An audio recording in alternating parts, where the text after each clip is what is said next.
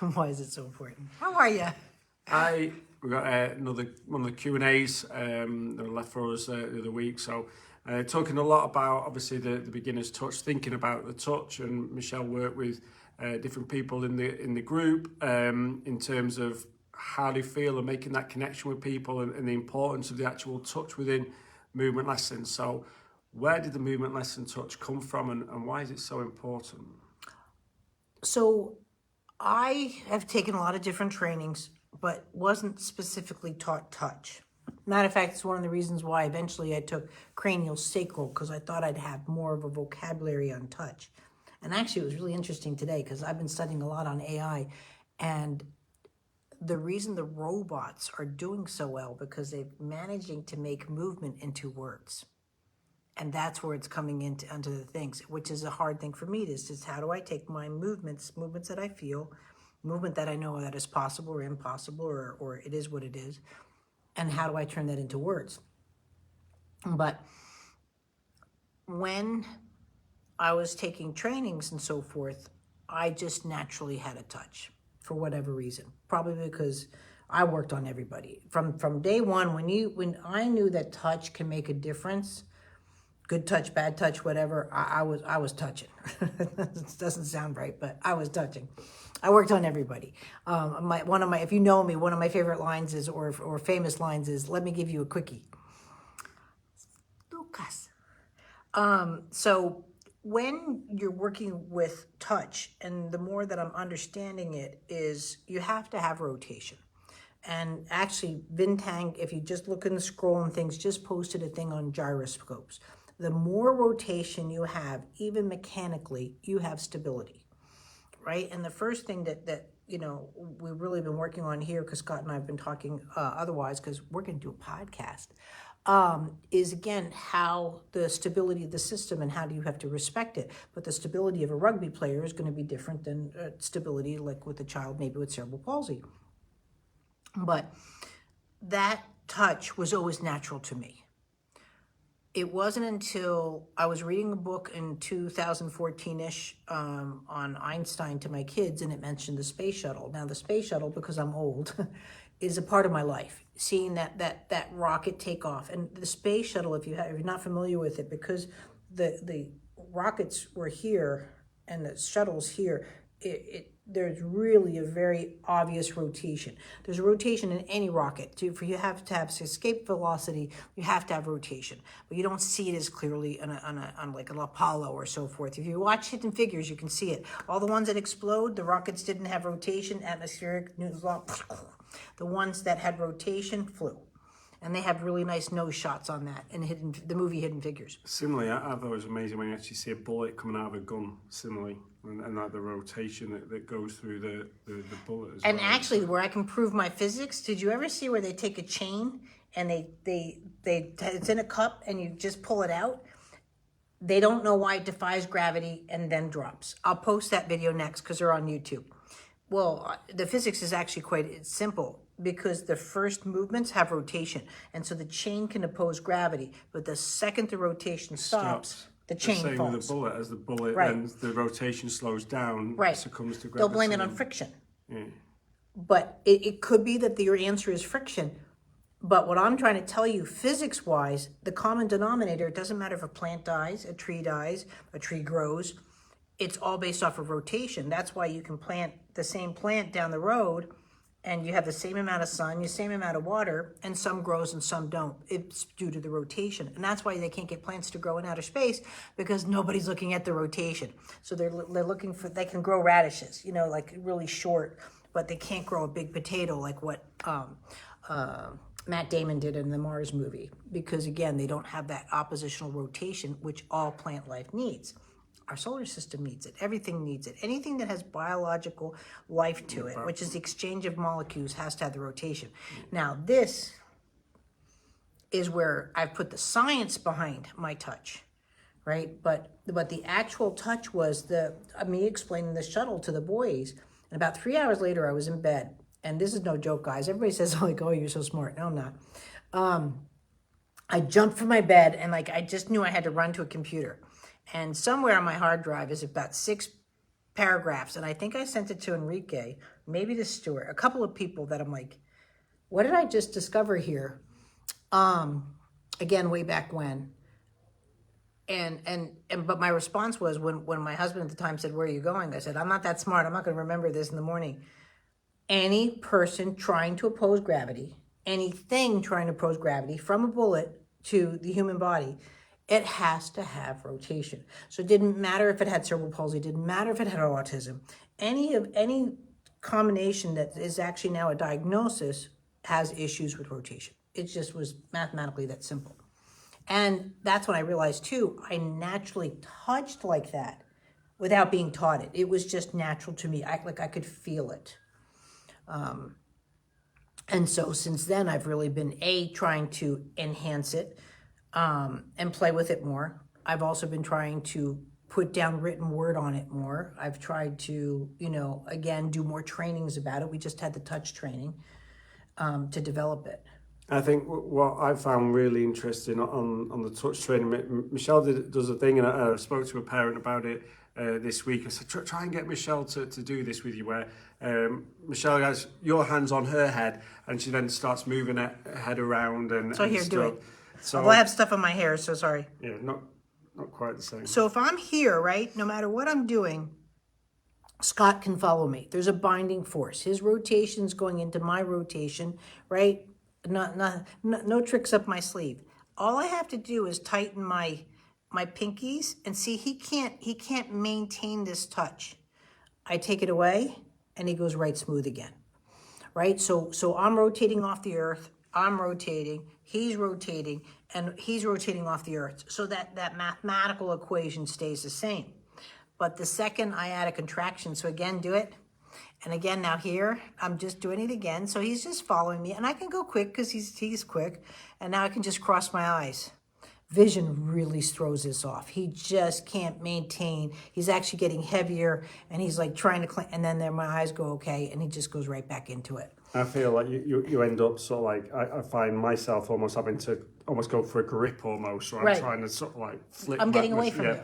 you. And I found that so interesting when we actually did the training. And instead of watching, I think most people were watching Michelle, but I was watching the person that she was with, and you could literally see people's movements change. And I mean, some people would weight transfer really nicely and really smoothly, and then suddenly there'd be stuttering movements. Other people were actually there, and it was all like hands, and they were just chasing around like this, and they weren't weight transferring and sort of going with her. And you can sort of like see in that connection to actually like feel what that connection and that touch felt like. I thought that was a really interesting exercise, and just seeing the change in movement and how people got stuttery or became very handsy rather than sort of like moving the body with Michelle. But I know another story that, and again, it came out of the training, it's come out this week, working with different clients, and it's sort of like that, how you actually feel things in people, like that. So I'm not a medical medium. I'm not anything like that. But I do. I first of all, Graham was very sick. Graham had Haemophilus influenza and staph in the head. Everybody kept saying no, it was autistic, and I'm like, okay, I've got autism, and he's sick. There's two separate things here, folks. Like when people say, oh, my CP kid's really sick. No, you're not sick because you have CP. You're sick and you have CP, but it's two separate. And medically, they tend to just lump it under one. They don't look too hard. And I mean it that they don't look too hard, because my son had Haemophilus influenza and staph for 3 years. So, and surgery after surgery, they never cultured it. I can go on about that. But first of all, I got used to, he didn't present a fever, autoimmune failure. So I got very used to feeling the itis, the heat. So with Graham, I know he's sick. If I put my hands over his eye orbits, and if it's warmer here than here, he's cooking for him. Now, that won't show up on a thermometer or anything like that, but that's my first telltale sign that he's cooking. Now, sometimes it can be obvious, blood pressure, people throbbing and this, that, and the other. Like a gentleman I worked on, they cut off his leg 2.5 inches, true story, 88 years old. He was always had uneven legs, he broke his hip, and and so everybody's like, why isn't he walking? Why isn't he walking? He'd been to all these big rehab places. But I touched him, and he was like a shivering dog, and I only get that touch from near drownings that have survived, and there can be 40 and I touch them and I'm like, did you have a near drowning? Oh yeah, my mom grabbed me out of the pond. Yeah, well, it's still in you. And I'm like, where's the trauma? Where's the trauma? And she finally just said, does it matter with one leg is shorter than the other? And I'm like, that's a parlor trick and this. And she's like, well, what about 2.5 inches? And I was like, what are you talking about? And when they told me what they did, I almost swore. I was like, what that? I was like, that was the only time I've actually done a full on brag. I said, I'll be the only one to get that man to walk. Because his gait now is off 5 inches. He goes to reach for a cup now. Imagine, not only did they take off 2.5 inches off his leg, but they took his orthotics away. So can you imagine being 88 years old and all of a sudden your depth perception is here versus here? I don't know what people are thinking sometimes. And people think I'm being crash when I say that. I'm such a movement geek. Movement to me is so logical. I don't mean to say that like, what were you thinking? I really mean it just like, what were they thinking? You know what I mean? It'd be like taking like the 3 tires off your car and expecting you to get to Tesco or Walmart. So infection feels slower. Cancer is very heavy. Cancer is very heavy. Depending on how much the cancer is, it almost can feel like I'm giving the chair movement lesson. Like it doesn't have a tonus. And I can feel a heaviness either in the mass, or like that one section, or again, if it's hit the blood, where it is at, but it doesn't have that flow. Cancer is very, very, selfish. It doesn't share nutrition, but it also doesn't share movement. And they've already proven it. Cancer is a non-rotational organism, whereas an infection is just what you have slower. Diabetes is very heavy. Like diabetic neuropathy is man-made, so is chemo. Chemo is a heavy drug. Any drugs with chemo in it. Oxycodone, I don't know what's in that medication. You don't come to me. My touch is useless. It's the most bizarre feeling in the world to touch someone that's on oxy, and I can tell right away. But that came up when I was in ABM training because I worked on someone and I asked the question because we really hadn't covered surgery yet. And, I got, you're like a med student trying to do brain surgery. And I'm like, what? I felt this, I stopped. Explain what I was feeling. But again, I didn't realize what I was feeling you don't feel. So it's kind of hard for getting an answer from a person when they don't feel it. And they were on oxycodone, and that was like that. Don't take that medication. What it does to your movement, what it does to your body, it's bizarre. It's like I touch, and my touch goes like boom, boom. I can't get that synchronized. And some parts it's dead, and some parts it goes over. I can go on and on and on about what different touches, but it's just like if I was putting my finger into oil versus water, right? There's a different consistency. I'm just feeling that movement. That's all the way I can explain it. But, like Dumbledore, I'm usually right. So a friend of mine used to work on Sky Sports, and he talks about Thierry Henry. For any sports fans, any football fans in particular, Thierry Henry is possibly one of the best players to play in the Premier League ever. And he used to say that Thierry Henry would sometimes struggle with the analysis, looking at elite players around the world, and he's just like, but why has he done that? He'd be like, for him, the movement and the decision were so obvious, he couldn't understand how other elite players couldn't see the right thing to do and the right movement to make. And I find that very similar when Michelle's talking about it. You've got other, like elite or well-renowned therapists who also don't understand what they're feeling and don't understand that touch. And I think that's why it's so important to do the in-person training with Michelle and come along to the touch training, go and have some time in Phoenix, go and work with other qualified practitioners to get that, because I think it can make it makes a huge difference to understanding. Yeah, even in my ABM training, I'd walked in and I said, I didn't know golf. I still don't. I still want to work on him. I asked everybody about Tiger Woods. I said, I'd seen this commercial. I cannot find this commercial anywhere. Tigers was twins, and he was coming out of the shower. So you only saw his back, towel wrapped around him, and the other, he was in his standard Izod and a hat. And I looked at him and I'm like, how does this guy even swing a club? I'm like, what's up? And I said, he's in trouble. He needs a lesson. And they're like, he's the greatest golfer, da, da, da, da, da. And I'm like, I don't care, but he needs us. And not even months later, he blew both knees out because there was no rotation in his back, and that was a weakest length, and he's never been the same since.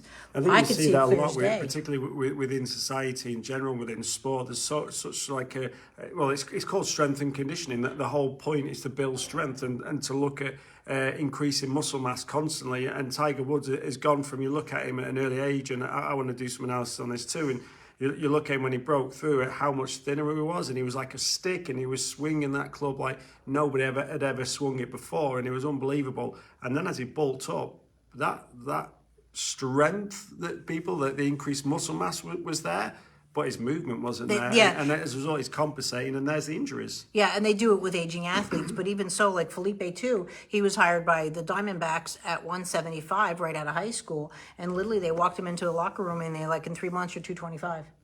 And he just started drinking a lot of chocolate milk. You know what I mean? Like that was his answer to, I was told to bulk up, but you know what I mean? He never made it to that elite level because, you know, you're hiring someone for what they're good at. Why are you taking it away? You know?